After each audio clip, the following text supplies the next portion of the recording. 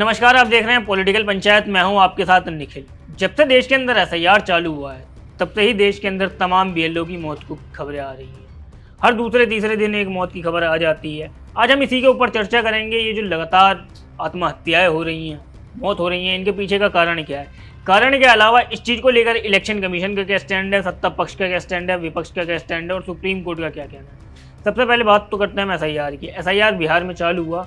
इसका मकसद था जो एक तरीके का वोटर का पुनरीक्षण करना। मतलब जो वोटर हैं पलायन की वजह से दूसरी जगह चले गए या एक वोटर लिस्ट में उनके कहीं ज़्यादा नाम है, दूसरे राज्यों में भी नाम है, तो एक सही डेटा बनाना, इस तरीके से एसआईआर चालू किया, जो बिहार के बाद लगभग देश के 12 राज्यों में हुआ। 12 राज्यों के अंदर लगभग 5,32,000 से ज़्यादा बीएलओ को काम पे रखा गया। पर पिछले 22 दिन के अंदर 7 राज्यों में 25 बीएलओ की मौत की खबर आ चुकी है। ये काफ़ी बड़ा आंकड़ा है। जब आंकड़ा इतना बड़ा है तो आप समझ सकते हैं कि ये कितना बड़ा विवाद बन गया होगा अब तक तो देश में। इसके अलावा अगर हम बात करें तो एक और दावा किया गया। ये दावा मैं इसलिए कह रहा हूँ क्योंकि तृणमूल कांग्रेस ने, जो पश्चिम बंगाल की ममता बनर्जी की पार्टी है, उसने दावा किया कि बंगाल के अंदर 34 बीएलओ की मौत हो चुकी है, जो सिर्फ एक दावा है। इसकी कोई पुष्टि नहीं हुई है, कोई डेटा फैक्ट नहीं दिया गया है। अगर हम सबसे ज़्यादा बात करें इस चीज़ की कि जो मौतें हो रही हैं वो किस जगह पर हो रही हैं, तो मध्य प्रदेश के अंदर सबसे ज़्यादा अभी तक 9 मौतें हुई हैं। इसके अलावा यूपी गुजरात में 4-4, बंगाल में 3, राजस्थान, तमिलनाडु, केरल में 1। अगर हम आगे बात करें कि जो बीएलओ हैं उनके परिवार लगातार आरोप लगा रहे हैं, आरोप इस चीज़ का कि उनके ऊपर लगातार दबाव बनाया जा रहा है काम करने के लिए और देर रात तक काम करवाया जा रहा है। अगर हम अभी हालिया मामले की बात करें तो यूपी के बरेली में एक बीएलओ थे, सर्वेश गंगावर नाम था, 47 साल की उम्र थी, उनकी अस्पताल में मौत हो गई। जो उनके परिजन है उन्होंने दावा किया है कि जो काम था, काम पर काफ़ी ज़्यादा दबाव था उनके ऊपर, और ये कोई नई बात नहीं है। इसके अलावा गोंडा के जो बीएलओ थे, एक शिक्षक थे विपिन यादव, उन्हें भी जहर खाकर अपनी जान देनी पड़ी।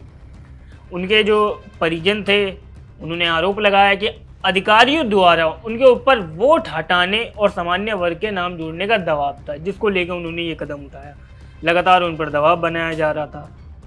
इसके अलावा अगर हम और भी बात करें राजनीति की कि इसके ऊपर विपक्ष क्या कर रहा है, विपक्ष क्या स्टैंड है, हम विपक्ष की बात इसलिए कर रहे हैं क्योंकि एसआईआर का विरोध विपक्ष ने शुरू से ही किया है। इन तमाम जो मौत का सिलसिला चल रहा है बीएलओ में, उसी के बीच में अखिलेश यादव जो समाजवादी पार्टी के अध्यक्ष हैं, लोकसभा में उनके 37 सांसद हैं, उनका एक ट्वीट आता है भाजपा, और वो उस ट्वीट में कहते हैं, मतलब अपने, भाजपा और चुनाव आयोग 3 करोड़ नाम काटने की तैयारी में है और जितने बीएलओ के जो परिवार हैं जिनकी मृत्यु हुई है उनको 1-1 करोड़ का मुआवजा दे। उन्होंने ये मतलब एक तरीके से मुआवजा देने के बाद कही, उन्होंने कहा कि साथ ही सरकार और आयोग को भी टारगेट किया कि वो लोग 3 करोड़ नाम काटने की फिरात में हैं। साथ ही उन्होंने मृतकों के लिए भी एक तरीके से मुआवजा देने की बात कही, उनको मतलब कुछ देने की बात कही, इसलिए क्योंकि उनको इस चीज़ के चक्कर में अपनी जान गंवानी पड़ गई एसआईआर की वजह से। अगर हम देश के नेता विपक्ष राहुल गांधी की बात करें तो उनका कहना है, उन्होंने एक ट्वीट करके कहा है कि एसआईआर के जरिए पिछड़े, दलित, गरीब वोटरों का नाम हटाया जा रहा है। भाजपा तो इन सारे आरोपों को सिरे से खारिज कर रही है। भाजपा का ये कहना है कि विपक्ष पहले ईवीएम का मुद्दा बनाता था, अब एसआईआर और मतदान सूची का ये मतलब मुद्दा बना रहा है। टीएमसी ने एक बस दावा कर दिया कि उनके यहाँ 34 बीएलओ की मौत हुई है, पर उनके पास कोई प्रूफ नहीं है। इसके अलावा कई लोग जो राजनीतिक विश्लेषक हैं, जो विपक्ष भाजपा के विरोध में रहते हैं, वो ये भी कहते हैं कि ये पीछे के दरवाजे से एनआरसी लागू करने की कोशिश बताया जा रहा है। एनआरसी मतलब एक तरीके से जो घुसपैठिए हैं उनको निकालने की तैयारी। इसको लेकर 2-4 साल पहले बिल भी आया था जिसका काफ़ी ज़्यादा विरोध हुआ था और भाजपा ने वो बिल पास नहीं किया था। अगर हम आगे बात करें चुनाव आयोग की कि चुनाव आयोग का क्या स्टैंड है, आयोग जो है फिलहाल अभी जो रिपोर्ट है जिलों स्तर पर उसका इंतज़ार कर रहा है। उनकी तरफ से इन बीएलओ की मौत पर कोई साफ या संतोषजनक या स्पष्टीकरण के साथ कोई बयान नहीं आया, कोई पुष्टि नहीं की गई है। कोलकाता में एक सीओ दफ्तर था, उसके बाहर काफ़ी ज़्यादा विरोध भी किया गया, जिस पर उन्होंने इस चीज़ का उल्लंघन बताया। इसके अलावा अगर हम सुप्रीम कोर्ट की टिप्पणी की बात करें तो सुप्रीम कोर्ट जब एसआईआर चालू हुआ था तब विपक्ष गया था सुप्रीम कोर्ट में एसआईआर को लेकर।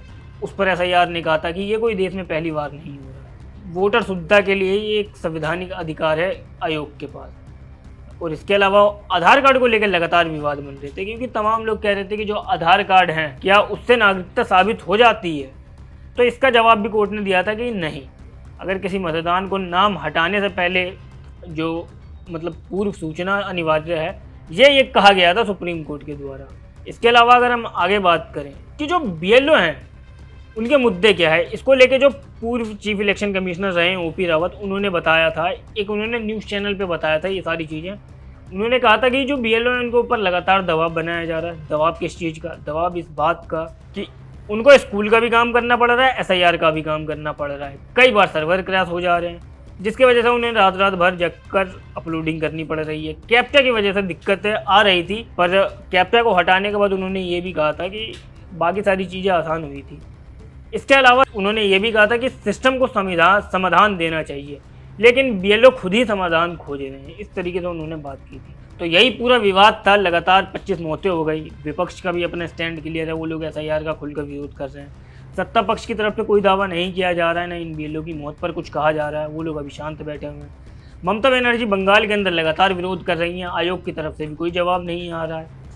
इसके अलावा अगर जो दूसरे राज्यों के अंदर एसआईआर चल रहा है उसमें हम बात करें कि काम कहाँ तक पहुँचा, कहाँ तक डिजिटाइजेशन हो गया, तो जो एक दैनिक भास्कर की रिपोर्ट है उसके अनुसार राजस्थान के अंदर लगभग 82.61% फॉर्म जो है वो डिजिटाइजेशन हो गया है। मतलब लगभग 6000 से ज़्यादा वहाँ पर बूथ थे और लगभग 82 से 83% तक काम हो गया, लगभग कंप्लीट। इसी को लेकर राजस्थान के अंदर 25 बीएलओ को सम्मानित भी किया गया था। अगर हम अन्य राज्यों की बात करें, मध्य प्रदेश के अंदर 78.50% काम पूरा है, पश्चिम बंगाल में 78.42%, गुजरात के अंदर 73.33%, तमिलनाडु के अंदर 65.42% और छत्तीसगढ़ के अंदर 65.36%। इतना इन राज्यों में अभी तक काम पूरा हुआ है। ये जो बीएलओ की मौत हो रही है, वो लोग लगातार आत्महत्या कर रहे हैं, ये हमारे देश के सिस्टम पर, सरकार पर, सत्ता पक्ष पर एक बहुत बड़ा सवाल खड़ा कर रही है कि क्यों इतना दबाव बनाया जा रहा है इनके ऊपर कि इन लोगों को अपनी जान देनी पड़ रही है। इनकी मौत का जिम्मेदार कौन? ये अभी तक किसी ने जवाब नहीं दिया है, न सरकार ने, न इलेक्शन कमीशन ने। रही बात एसआईआर की, एसआईआर जो है वो देश के अंदर वोटर शुद्धिकरण के लिए हो रहा है और तमाम जो बीएलओ हैं इस वजह से अपनी जान गंवा रहे हैं। अब देखते हैं कि आने वाले वक्त में चुनाव आयोग या सत्ता पक्ष इस चीज़ को लेकर क्या जवाब देगा। बाकी आपकी इस खबर पर क्या राय है हमें कमेंट बॉक्स में ज़रूर बताएं।